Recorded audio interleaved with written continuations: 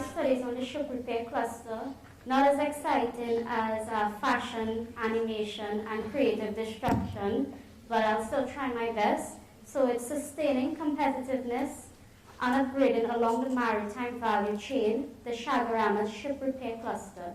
And this was done by myself and other colleagues, Debbie Mohammed and Don Charles, who are not here with us today, but back in Trinidad.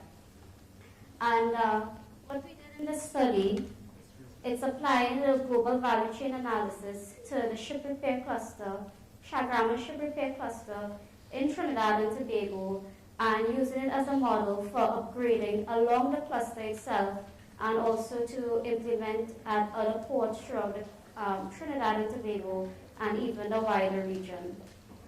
So what is this global value chain analysis? We've been hearing about it for these past 2 days. Basically, value chains show from the conception of the product to the consumer. Global value chain is basically a framework of getting this product into the global economy with globalization and international trade. And that is a basic framework here, and what was used is we use secondary data along with primary data collected by interviewing key stakeholders in the industry, private sector and public sector. So why the ship repair industry? The government of Trinidad and Tobago has identified ship repair as a strategic sector for diversification, given that we are heavily dependent on oil and gas. Now, why ship repair? We have a long history of a ship repair industry in Trinidad and Tobago, over 100 years, and this has resulted from our oil and gas sector having to perform activities such as transshipment between offshore and onshore activities. This has resulted in a ship repair cluster. Also, oil and gas contributes to 40% of our GDP, but yet only 4% of employment. Whereas the ship repair industry is very labor intensive, as there is little room for automation. So the ship repair industry can help with creating employment in Trinidad and Tobago. Why ship repair industry again? There's currently a high demand for ship repair services in Trinidad and Tobago. Studies have shown that dry dock facilities are fully booked with a waiting period of 3 to 6 months available. We need to take advantage of this opportunity. Well, we do have one thing in common with the animation, fashion industry, etc. It's a $70 million, the ship repair industry contributes $17 million per annum to GDP in Trinidad and Tobago. Also, studies have shown that this industry is expected to grow by more than 5% for another 10 to 15 years in Trinidad and Tobago. On the international front, the ship repair industry is expected to grow over 100% between the period 2007 until 2015, with an estimated 10 to 20 billion US dollars.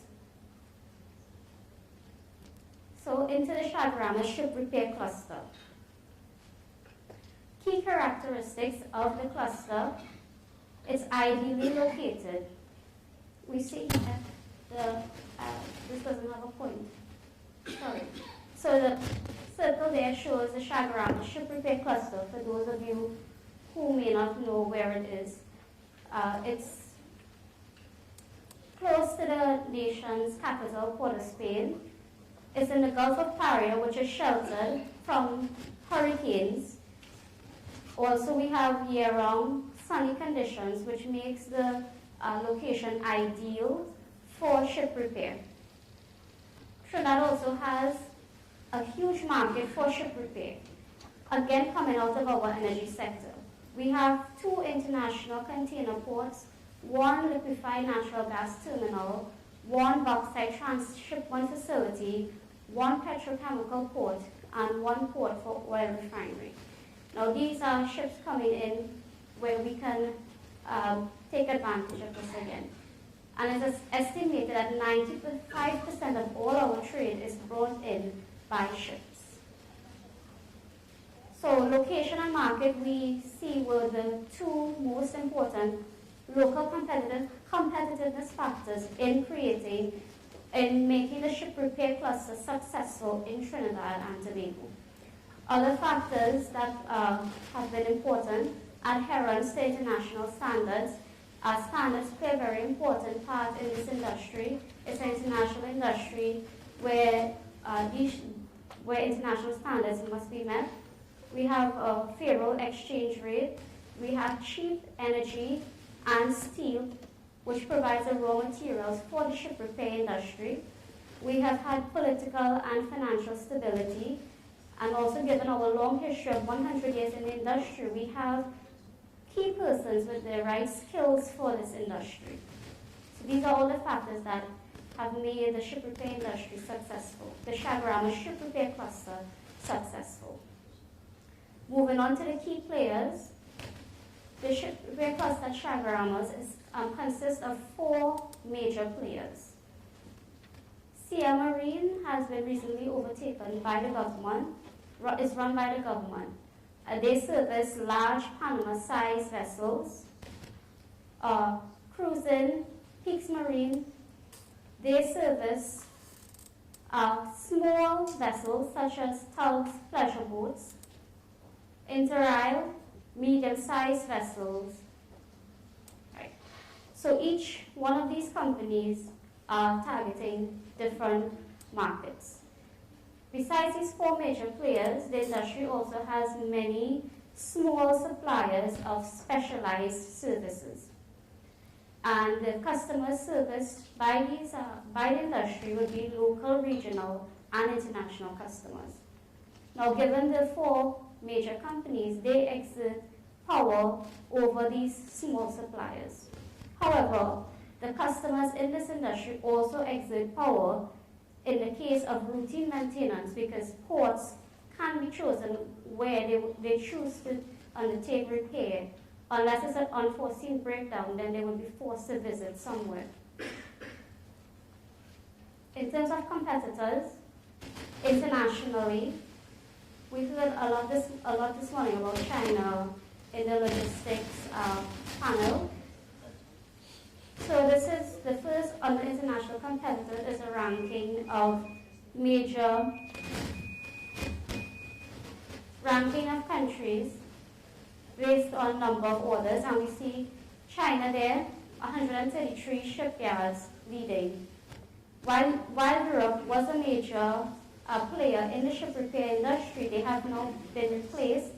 China, South Korea, Japan, Brazil. These countries lie along favorable routes and also provide a more skills at lower prices, skilled labor at lower prices. In terms of regional competitors competing with Trinidad and Tobago, Curacao poses the biggest threat. Curacao has 3 shipyards, one that is very large and upgraded, which we do not have in Trinidad. Other shipyards in the region which compete with Trinidad and Tobago would be Bahamas and Colombia. Also recently, Grenada has opened a recent shipyard which services ships the same size as Trinidad and Tobago and is now fiercely competing with us. In terms of the global value chain, it's a service industry, so the value chain is not the conventional value chain. It's services ranked by a value of these services. So we have dry docking facilities, conversion and repair, and marine engineering. Dry docking is simply where the ships come on shore to be inspected, repainted, basically to go back out there. Conversion and repairs, any small repair that may be needed. And that is where Trinidad and Tobago is operating.